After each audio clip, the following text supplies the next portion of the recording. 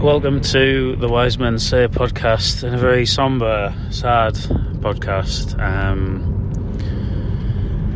It's probably going to be the last car pod, ladies and gentlemen, and we're quite upset about it. I'm very cut up about it, actually, as we drive past the Metro Centre in sort of bleak surroundings that really resonate with the mood that I'm feeling now. I'm joined by Richard Easterbrook. I nearly said your name wrong there, which would have been quite fitting, really.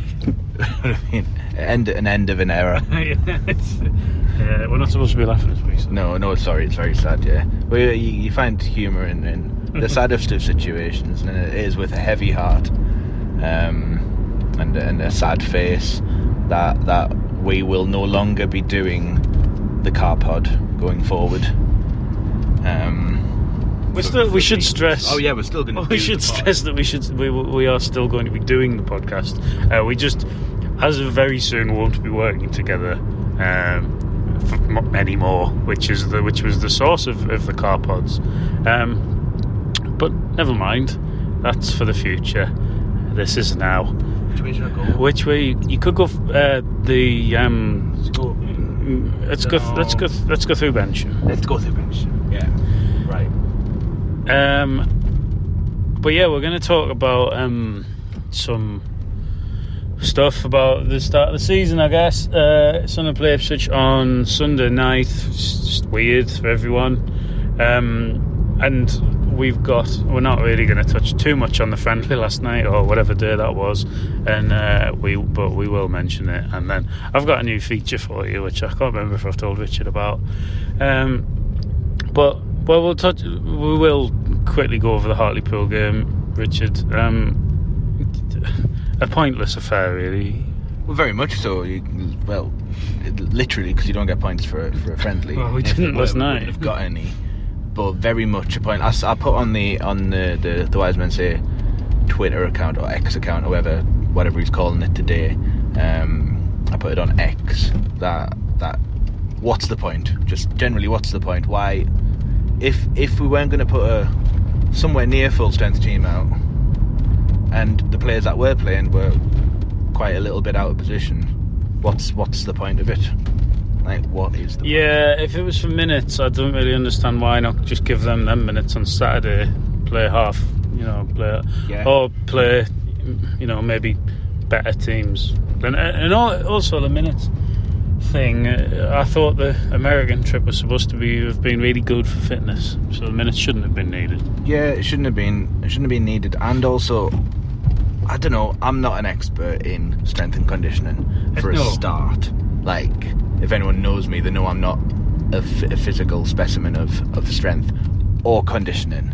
But surely, I need a bike conditioner. Yes, Tesco tonight. yes. That's I need a bike conditioner as well. Yes. My problem is with conditioner, it makes my hair go very thin, and I don't need that. I need volume. I wash my hair twice when I wash my hair. We're not talking about this. We'll talk about this at the end. What I actually do is when I condition my hair, I'll wash it afterwards.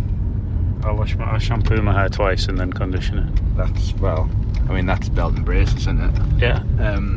But people are not going to be interested. No, in they're not. Especially Steve. We've been told off for this. You expect the strength and conditioning to that work to have been done. And I know you can't legislate for an in-game situation, but 11 players on Sunday night won't play 90 minutes. No, because we've got 5 substitutions that we're able to make, and we more or less utilise that system. You can have 9 on the bench now, I think. Yeah. From this season, you can have 9 on the bench. It's still 5 subs restricted to 3 changes. Yeah. But 3 periods of change. Didn't say it wasn't, right? I just said that, But that's half your team, mate. Yeah. So there was nothing to lose from us playing a higher quality in Real Mallorca and just maybe putting a second 11 out for the second half. I'm not saying not to play Hartlepool. I'm just saying don't play Hartlepool 5 days before the start of your season. Yeah, we did this last year and we put in an underwhelming performance. Not as underwhelming as the one that I didn't watch it last night. But I watched it up to a point. Then I haven't seen any of it. I think I watched it after it became 4-2, and I tuned out. But you can't really read too much into it when there were so many tactical changes made during the game as well. It's like it didn't become, this wasn't the blueprint of how we are going to play on Sunday. This became the blueprint of, we need to avoid being completely twatted here, which kind of failed. So the changes that Tony Mowbray made mid-game went out of like an idealistic way of playing for the rest of the season. It was just kind of damage limitation. Quite So it became stark statement. Yeah. A good statement to make, in a friendly against the National League side. It's not the situation like when Roy Keane took us to Albufeira and played for 80 minutes of 11 played for last 10 with 10 players. Oh, yeah. Just so the players could like get used to that, which I thought was a really novel way of doing things. Quite a good idea, actually. We could have just played with 5 last night, and I think the result probably would have been the same. Yeah. Well, there's no point dissecting that game. It was more just to bring up the actual existence of that game in itself, and think, well, where's this taking over? I don't know. It's going to take you through Gateshead by the looks of things there. I don't see the point in that game, and we've played it now, and we've been well and truly walloped by Hartlepool United, who put themselves in pretty good shape going into the National League season. Not so clever as we look ahead to Sunday, though, for us. Pre-season's been... I haven't paid a lot of attention to it, if I'm honest. Saw a little bit of the Mallorca game on Saturday. I watched, as you all will know, the first half of that American game, the last one. But I think pre-season generally isn't something that I particularly engage with very much. No, I think there's... I mean, I don't know whether it's an age... thing or I'm not sure, but it's been a long time since I've got like massively excited. I've been watching the cricket a lot as well. Well, that's the thing the cricket's been on, and that's been meaning something, I don't want to be too anti-football, but football's got its time to come back, and it probably wasn't Football will come midway back through July at the Gateshead Stadium. Like, for me, not even midway through July, it was like late June, wasn't it? Yeah, I don't know when it was. It doesn't matter, does it? But, well, not in the scheme of things, but I mean, it's a means to an end pre-season. Oh yeah, well look, it serves a purpose largely for fitness. You can learn a lot about what team you want to play, but I think the Mallorca game was the indication of the team he's going to play. You would imagine. Yeah. Whatever that was in the first half. Yeah. Well, that was probably not 09 at centre half. Like. No. Well. Yeah. It's there. I think the back four is something that'll be in place, and then you've got. I think Pierre Ekwa was kind of sat a little bit deeper with. I'm not kind of just picking names out of the sky now. I think Job Bellingham and Dan Neil were slightly in front. Right, yeah. So maybe that was just like a kind of compact three, or more of a diamond midfield. I mean, he's going to be experimenting with little bits of personnel, but I don't think he's going to be making any kind of attempts to reinvent the wheel right now. There's no real need to either. I think that would be the midfield three that I'd play. I think. Yeah, I would. Yeah. And I think I like Neil. I think Ekwa sitting behind is interesting. Really, I think he scored a nice goal in pre-season. That was a lovely goal. I loved the shot from behind the camera. Yeah, shot from behind the camera. Shot from behind the goal. The camera shot from behind the goal. Someone taking a picture of the camera. Yeah. That was just a lovely thing. Just seeing it sail into the top corner. No, it was nice. And he obviously came on leaps and bounds towards the end of the season, as some of us had not expected. But yeah, he's probably one of the first names on the team sheet at the minute, Ekwa, after his end of the season. I'd Ballard and Bart centre half, you would think. Yeah, Ballard and Bart. That for me, it was kind of was an incredible pairing. Not incredible. They were good though. Don't be throwing superlatives around in August, but it was a good early pairing. August. Early August. I know it's very much just early August. But yeah, they were a really solid pairing, and if one then both hadn't got injured, I still think we would be talking about the Luton Town game in a different way. Yeah, I would agree. I think we would have been packing our bags for Wembley. But yeah, I certainly think, I don't think either have done bad things to deserve being dropped from the team. The new lad Jensen Sealed, he's injured. And to be brutally honest, I've seen nothing of Nectar Triantis. So no. What do you think he'll go 3, or do you think he'll just play the 2? I think he might go. I don't know. Because if he goes 3, do you put Hume back there? Yeah. Or do you play Triantis? I don't. At the same time, I don't think Hume's done anything to well, deserve, Hume would play right season, back regardless. Anyway. Yeah, but he had been playing in that. Yeah, he was great. No, I'd probably go with the back 3. Make that Sergen, Bat, Ballard and Hume. I would go with that personally. Well, that's a back 4. That's what I said. You said back 3. I said back 4. No, you said back. You went. I would go. Well, I meant back 4. Right. Well. Right. So what I mean when I say are 2 different things, that's fine. I work in marketing. Not for long. Well, yeah, we've been through that. Yeah. So Richard thinks we'll play a back 4 or back 3. He isn't really sure. The back 3 made of 4 players. That's what I've said. Essentially. I think you might go with what? I know. Yeah, I know. None. I know. I think you might go with a 3. I wouldn't be surprised to see Hume in the back 3, and then Huggins at wing back maybe. Yeah, well, I know you're desperate for Huggins to be. Well, he's the one to watch this season, as you can find out on the predictions article.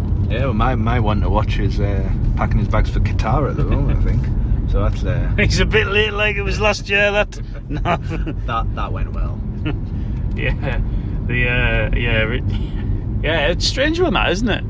What, making predictions before the start of the season? No, not that. Right. The fact that Lehaji's been not really involved and has almost been constantly linked with a move away. Yeah. And now it looks like he's going not to Saudi but to Qatar.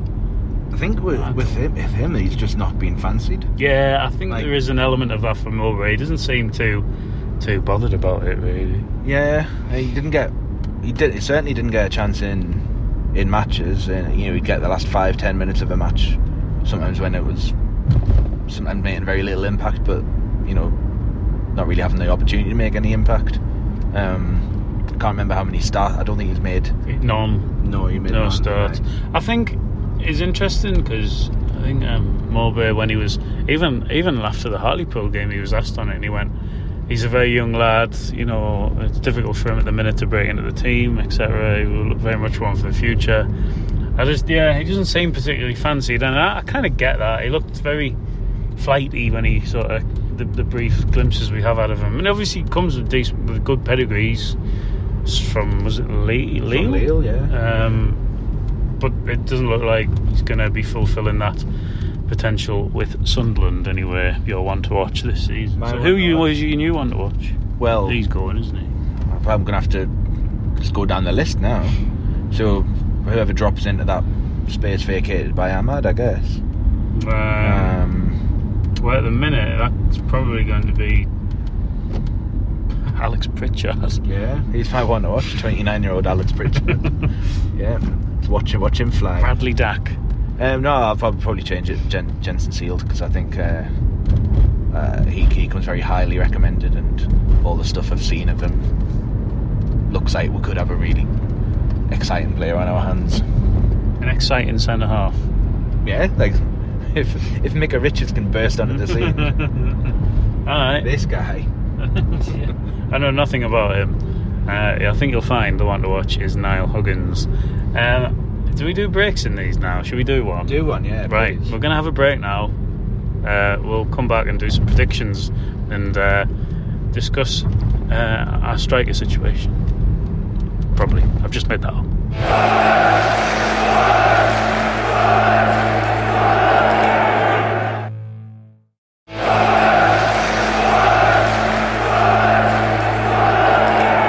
Welcome back to the Wise Men Say It podcast. Just before we go any further, I've brought a new feature to the table, Richard, and it's Matt's question of the week. It's for you, but also for the listeners at home. So we're going to have to tweet this. I know nothing about this. Have you done this already? No, I haven't tweeted it yet because the pod's not out right. yet. So you've not got one ready to go? I have a question in my head. Oh, right. Oh, okay, got you. But I will we'll tweet it when we do the pod. I thought you meant someone was going to ask you a question. No. We haven't asked for any questions. I know. So the question of the week this week is: how far would you be prepared to walk to the Stadium of Light barefoot for a match? 0 feet. But 0 steps. No steps at all. Yeah, no steps. So if everyone had to walk to the match barefoot, the attendance would be 0. Pretty much, yeah. Right. Scenario 1, I park at the ground. Right. I forget my shoes. Get out the car. Realise I've forgotten my shoes. Go and put the shoes back on. Scenario 2, forgotten my shoes completely. Get out the car. I've forgotten my shoes. I'm barefoot. And Yeah, well, that is literally the question. Yeah, that's the predicament. So now I have to walk into the stadium if I've parked near to the stadium. I didn't say you That's had to a go non-stop. into the stadium with barefoot. There might be shoes waiting for you at the turnstile. Well, You have to walk to the stadium though. Right, that changes things. Yeah. That does change things because it's the concourse I'd be most concerned about. What about the outside bit with glass on and stuff? Yeah, no, well, yeah, getting into the ground, yeah, because you are going to step on something that's going to rip your foot. I did that the other week at home. Yeah, it wasn't even outside. No. Stood on an aftershave bottle. It's not funny, is it? It was quite funny. But no, I'd just not.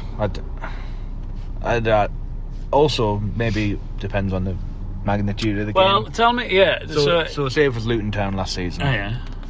And I'm I need an without answer shoes. in miles. Naught. I'd still 0.0. It's I'm not entertaining the idea of Right, it. fair enough.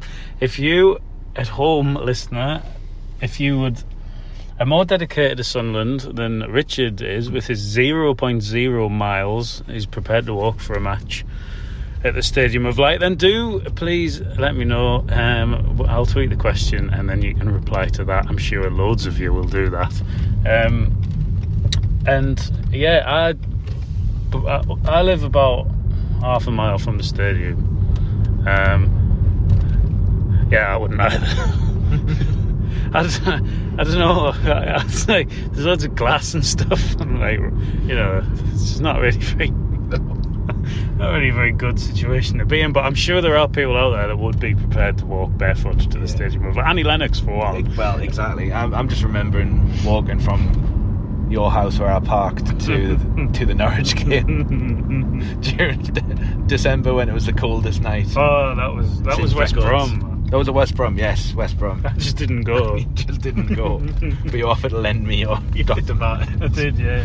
And you stood at your door and watched me slide up the street. It was great. It was fantastic. It was just... So many times I almost went over. But no, I just wouldn't do it. I love my football, I love my team, but I'm not There will be compromising. people out there that will do that. Mickey Loft would do that. I think he probably would. He would probably walk from Towlaw, you would think. Yeah, well, he went with a serious back injury. Well, yeah, back brackets, Loft, back. Facing a late fitness test for the start of the season. He could have been paralysed. He could have been sat in the chair for the rest of his life. He could have been, yeah. And then we wouldn't have had to answer this question, would he? No. Would have been a bit insensitive to Would ask. have been. Imagine the first question that we asked. Sorry, Mick. I've just looked. He's not in the back of the car. We're not giving him a lift home. Right. Well, yeah. Do get in touch. It took me 6 minutes to ask that question. Yeah, I'm a fan of that. It's a good feature. Yeah, there'll be more of that next week. What else do we want to talk? Well, yeah, a striker situation. Well, it's quite limited again, isn't it? Well, it's kind of. Well, it's it's slightly better than it was at the end of last season. What we've got now is two. We've got three. We've got three strikers contracted. We've got three strikers contracted, and one of them is fit. That's a slight issue. Yeah. But in the long term, it's better than it has been for a while. No, it is, but we've currently got one, and we're going to have one, well, until October. Yeah. So, in my mind, that frees us up to get a loan, and let that be a short-term loan, perhaps, and then maybe not a season-long loan. No, you shouldn't do that, because then he might be great. Well, and then in December, it's we've got to give him back now. Yeah, maybe. Look at the difficulty we had replacing Ellis Sims last season. Well, we just didn't bother replacing Ellis Sims last season. Well, that ended up being a short-term loan. Well, yeah, but we didn't have... Well, if we'd have paid the loan fee, it wouldn't have been. Exactly. Well, so what I'm saying is that if we don't need them specifically for the full season, that might free us up to get somebody a little easier. I think... From what I've seen of him here, he looks, in terms of like, since we played the rest of the season with Joe Gelhardt, he looks at an improvement on him in terms of I think he occupies defenders. He does more in the traditional number 9 role. Obviously aerial ability. He just looks. But he's a different player though as well. Yeah, he's a different player. Like Gallart's been used as a 10 for Leeds pre-season, which is ideally. Well, he came out and said that the other day. That he was told he was signed to play alongside Russ Stewart, and then obviously wasn't because Stewart got injured like the next day pretty much. But I'm a bit more relaxed in the striker situation now. We've got them under contract. Yeah, but I just think we need another one. Yeah, I'm still not. I know a lot of people have been linking Ross Stewart with a move, and there's been talks about Southampton coming in, then talks about Southampton going Middlesbrough out. this afternoon, according to Jordan at work. It does feel... I don't know why any of those clubs would take a risk on Ross Stewart at the moment. I think the injury is probably good for us because it gives us bargaining power in terms of agreeing a contract. Well, I don't think he's going to do that. Well, I would probably say both sides are waiting to see what he likes when he comes back. Yeah, I wouldn't. I don't think he'll go in the summer. I think we'll have him till at least January. So you're probably going to get 15 games, I'd say, out of him before Christmas. Because he's not going to come back and play every game immediately either. So no, certainly not the way he played. He's not going to be able to come in and just play like half the effort that he would do normally, because he puts in the effort of probably 2 players the amount of ground that he covers in games, and the effort that he puts in. It's going to take a while to see the Ross Stewart that we saw last season. Well, it might, and it might not be for us. But anyway, Hamir looks promising. He looks good. He's obviously very young, very quite inexperienced. And obviously the new lad, well, there's no point discussing him currently because he's managed to get injured in his first training session. Yeah, he's quite unlucky, really. Very unlucky, really. I wonder what did they do? I don't know. His hamstring, isn't it? So I presume. No, someone like 2 foot. I don't know. He's pulled his hamstring. Well, they might have 2 foot his hamstring. Quite an unusual hamstring injury. Not a physio. Clearly. No. But it's just one of those cases of bad luck. But I think Tony Mowbray did say I wouldn't have expected to see him this soon. Anyway. At the same time, he probably would have been in with a chance of starting last night. He probably would have. Yeah, he probably would have been one that you'd play next Tuesday against Crewe. Oh, I keep forgetting about that. Yeah, me too. Anyway, I don't want to talk about that. Yeah, you'd probably play him in that, but not now. Do you think we'll bring anyone else in before the weekend? Or sit here in quite heavy traffic actually? Ridiculous. On Felling Bypass, is this still?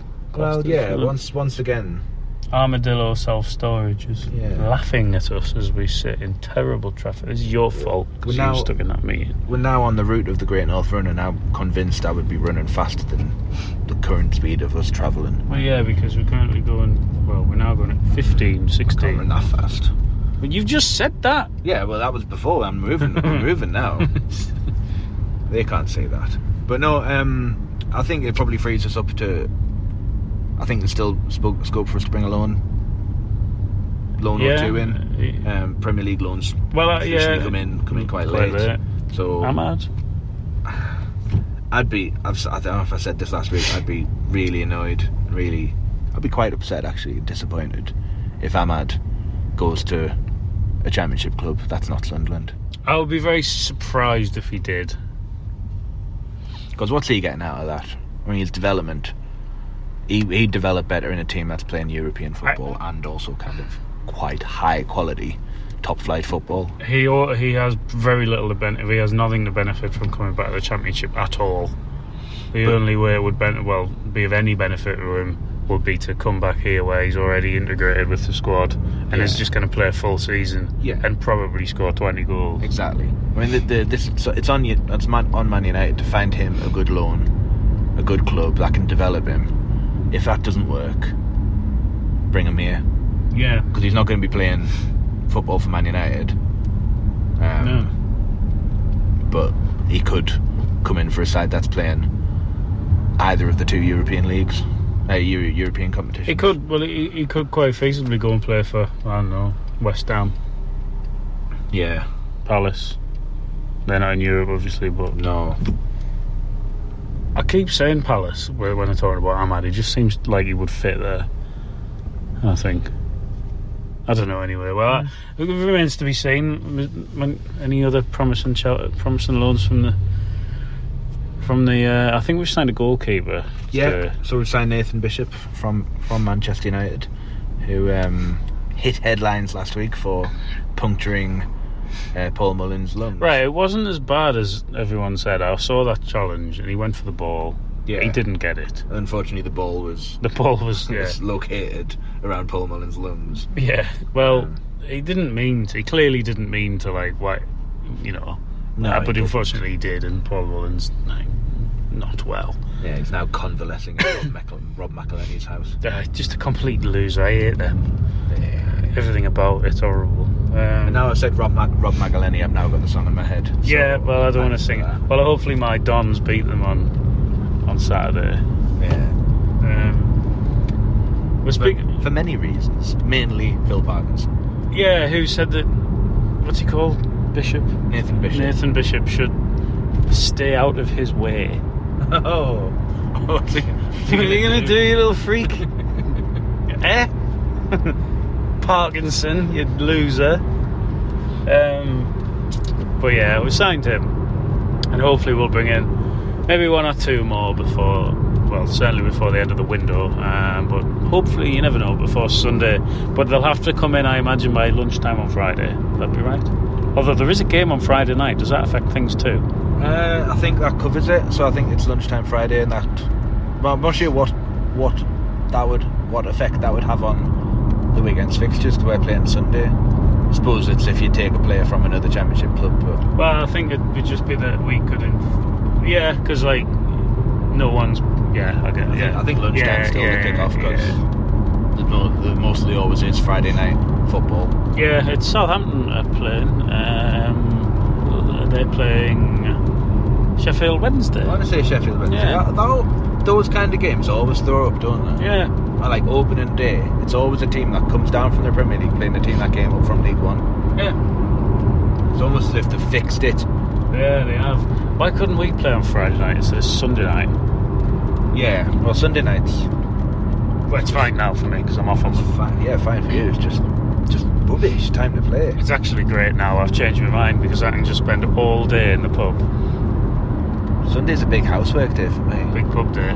Big pub day for you. I'm gonna have to curtail my hoovering. Will you do my housework? No. I think you would love that. Got glass all over the place. No, I've picked it up. Cut my feet to ribbons. No, I've picked that out my feet. I'm gonna have to come back. I keep dropping bits of it. Rather than predicting your housework, do you think we'll win on Sunday? Well, we haven't really spoken much about Ipswich, but I don't know anything about Ipswich. No, but they are very much like us 12 months ago. Yeah. Broadhead place. Yes.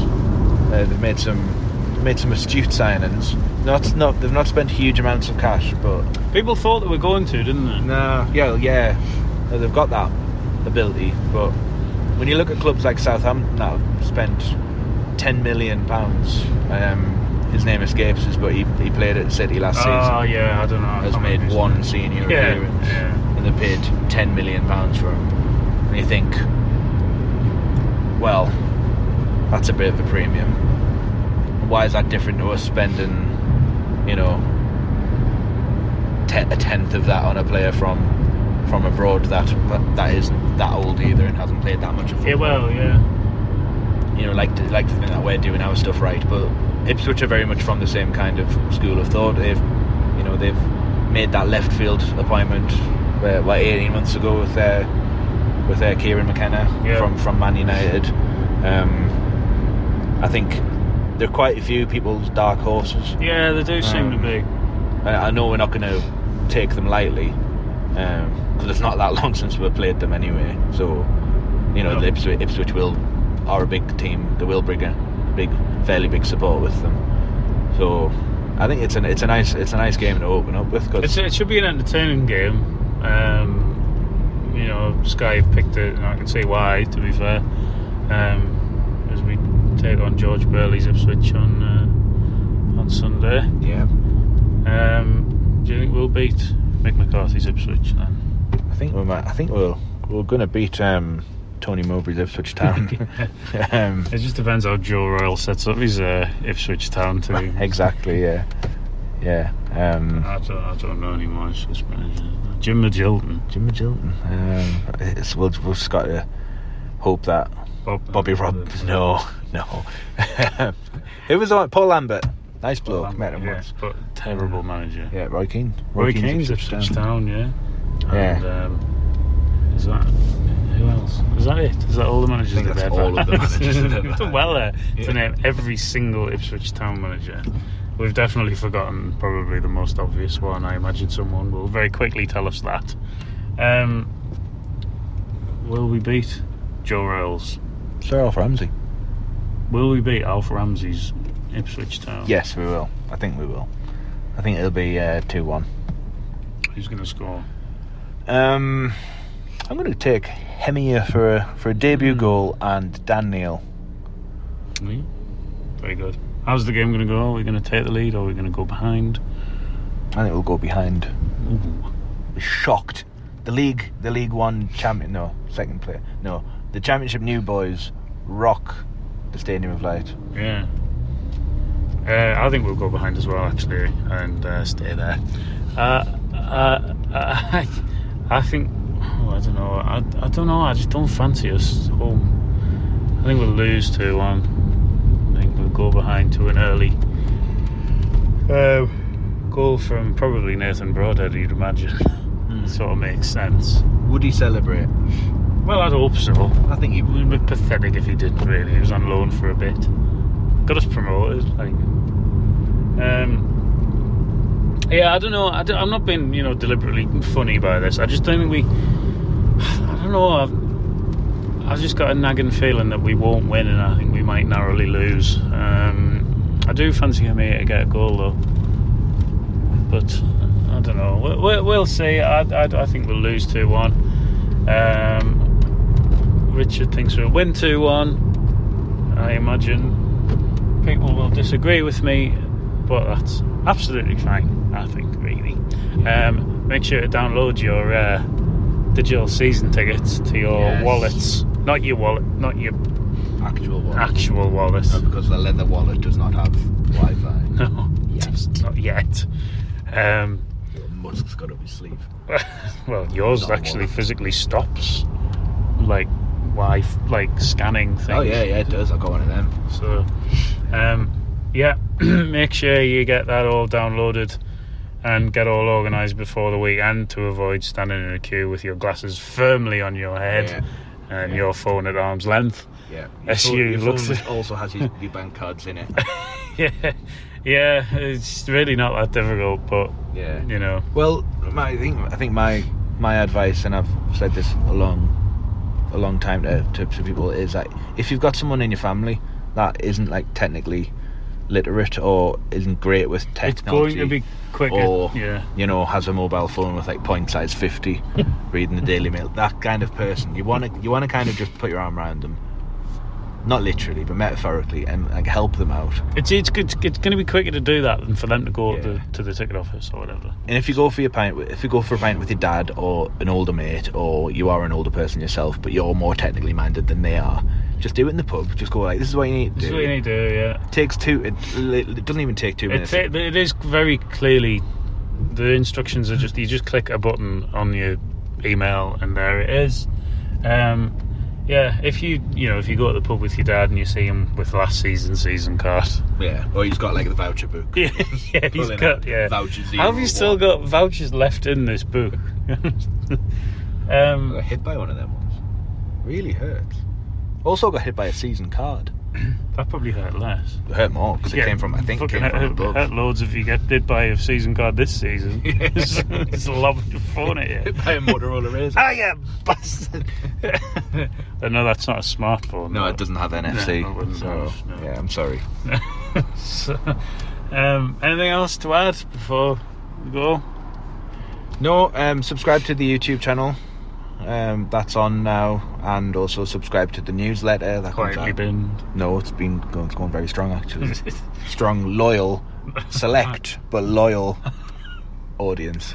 Subscribe to the newsletter. It's available in the likes of Iran. Go on. Newsletter. Letting you out. Oh, you've missed your chance now, you daft arse. We're coming up to Bolt. It's taken forever to get home this evening. But I was being the better man there. You were, and the people were just not willing to conform to your rather Christian motoring there. Very, very altruistic driving, which people have said about me. If I'm generous to a fault. You are a deeply religious man as well. Deeply religious man, yeah. Devout Christian Richard Easterbrook there. As we bow out of the car pods, probably. We don't think we're going to be able to do any more of them. But we'll be back next week without Richard's car, without our car. Yeah, good luck to... I was going to say good luck to your teams for the start of the season. Your team's my team, you daft. But it's the same team. Right. Thanks very much for... don't forget to answer my question, but thanks very much for listening.